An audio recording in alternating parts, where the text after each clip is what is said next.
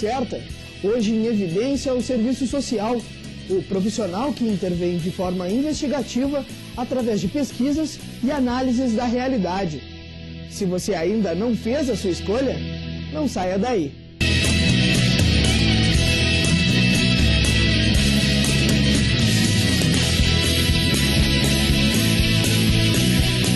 Escolha certa. Apresentação: Marcos Stout. O Centro de Atenção Psicossocial assiste a pessoas portadoras de deficiências mentais. O CAPS Escola é referência na cidade. Veja agora como funciona esse lugar onde a evolução é a luta diária. Os Centros de Atenção Psicossocial foram regulamentados em 2001. Eles têm por objetivo atender as pessoas que sofrem de transtornos mentais. O CAPS Escola surgiu através de uma parceria entre a Universidade Católica de Pelotas, o Hospital Universitário São Francisco de Paula e a Secretaria Municipal de Saúde. Para nos falar mais a respeito do CAPS, o funcionário Anderson Meirelles. Anderson, as pessoas que sofrem de transtornos mentais sempre foram excluídas da sociedade. Elas são ligadas a atos delinquentes, insanos ou violentos. Quais são as reais características dessas pessoas? A sociedade está correta ao pensar assim?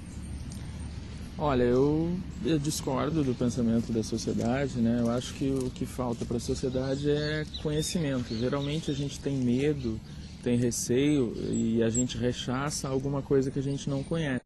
Então o desconhecido nos causa medo, repulsa e a gente tende a excluir. Mas a partir do momento que o conhecimento aumenta, que a gente vê que a pessoa que tem transtorno mental, aquele que é dito louco, né, tem condição de levar uma vida normal a partir do uso de medicação, né, de um tratamento adequado e tal, essa exclusão diminui, que ele consegue um espaço maior na sociedade. Os transtornos mentais são uma doença genética ou as pessoas podem adquirir ao longo dos anos? Bom, o que eu tenho observado como profissional de educação física são as duas coisas, né? Tanto a questão da genética, mas principalmente assim que o ambiente, a família, né, os estímulos que a pessoa recebe, isso aí pode potencializar o surgimento, o agravamento ou não de um transtorno mental, seja ele qual for. E de que maneira o CAPS pode reintegrar essas pessoas à sociedade? Olha, primeiro pela questão do acolhimento, né? Que é aquela coisa de ouvir a pessoa que chega ali com um transtorno, que chega pedindo ajuda, né? A pessoa que muitas vezes está dentro do transtorno, está passando pelo sofrimento, mas não sabe o que é aquilo. Então a primeira coisa é estar de porta aberta, né? Estar de ouvidos abertos, escutar a pessoa no seu sofrimento e procurar dar algum tipo de orientação. Porque muitas vezes a pessoa tem um determinado tipo de transtorno, sofrimento psíquico, mas ela não necessariamente precisa do atendimento do CAPS. Ela pode conseguir apoio em alguma outra espécie de unidade da rede de atenção que temos na cidade. O CAPS oferece diversas oficinas para os seus usuários.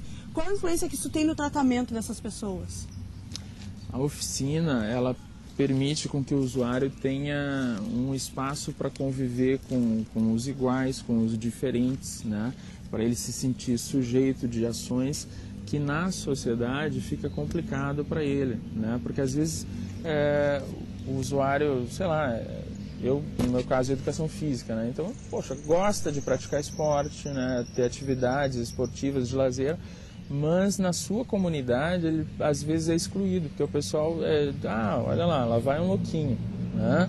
Não pensa assim, é uma pessoa que tem algum tipo de doença que pode ser como, por exemplo, uma hipertensão, né? Se você fizer o uso de medicação adequada, fizer um tratamento, você consegue ter uma vida normal e saudável. Então, dentro da oficina é espaço para isso, para otimizar a cidadania, entendeu? A convivência com os demais, para ele ter esse espaço assim de conviver e o incentivo à prática de atividades saudáveis, né? Que às vezes até terminam por promover uma autonomia bastante grande, a ponto deles chegarem com aquilo que fazem na oficina até gerar renda para si mesmo.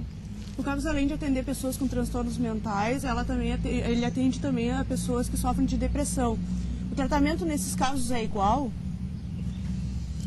Olha, o tratamento, cada caso é um caso, né? Existem vários tipos de transtorno, né? E lá no CAPS é aquilo que eu falei, a primeira coisa é acolher. E aí depois a equipe profissional discute o que é mais interessante para aquela pessoa que chegou com o transtorno. Então é traçado o plano terapêutico individual.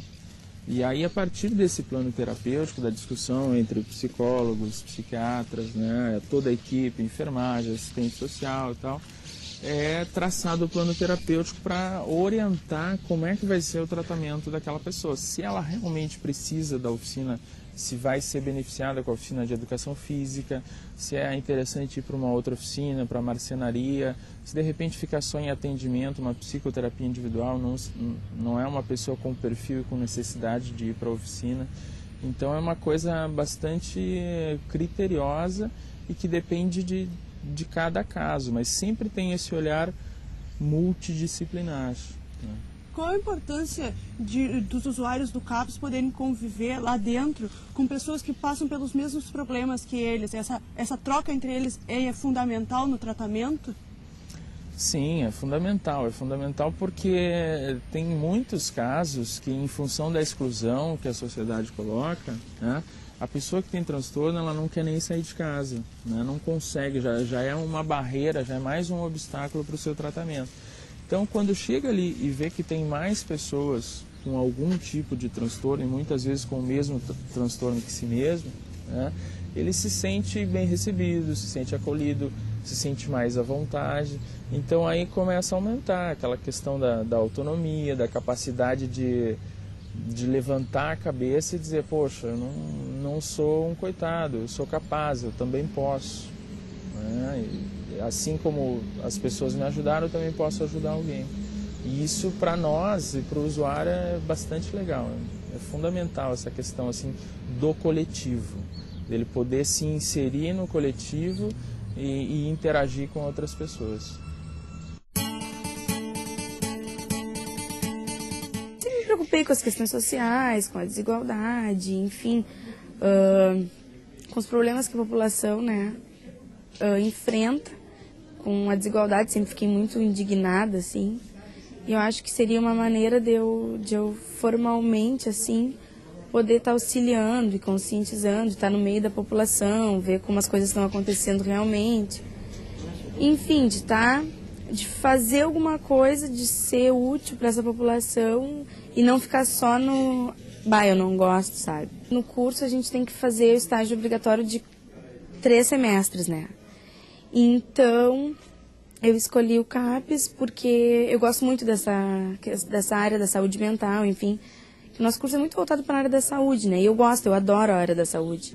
O pessoal vem encaminhado ou da unidade básica, vem encaminhado do hospital espírita. Bom, ele tem que vir em encaminhamento e a gente faz o acolhimento, né? Depois esse paciente esse paciente é discutido na reunião de equipe para ser decidido se ele vai fazer o tratamento ou não.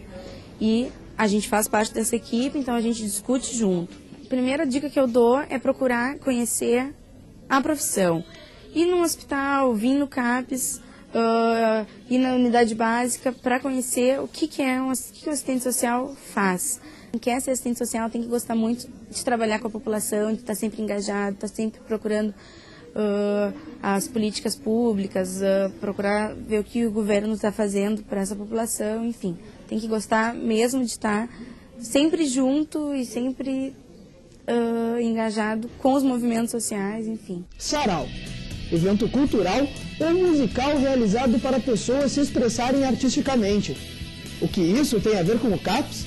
Você já vai descobrir, é logo depois do intervalo.